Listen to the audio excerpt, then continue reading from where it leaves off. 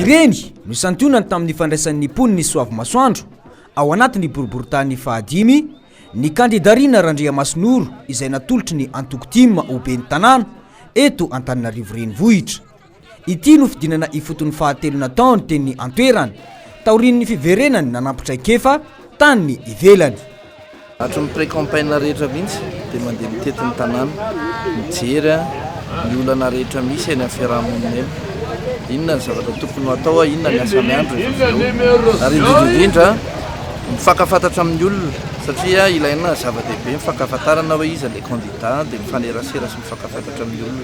Izay natao amin'ny ankapobeny. Ny azo amin'tinana fifandraisana hita hoe ny malagasy tia fihavanana. Tsy mihafahafa mihitsy ny olona rehefa mandalo ianao mandray anazy ary tena mandray anao tsara. Isaorako be dehibe ny olona rehetra izay milalovana misaotra. Mila tanora vonona sy manana vina mazava ho fampandrosoana ny renivohitry Madagasikara. Lina tanteraka ny vahoaka teny antoerany ny iona sy tafamivantana aminy.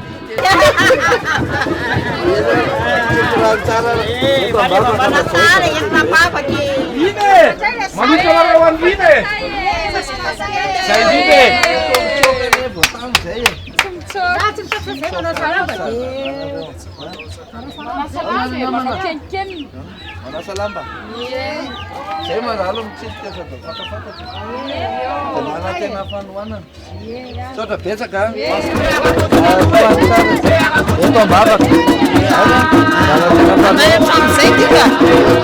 Sudah hari pasal mana bukan hari awal sudah biasa.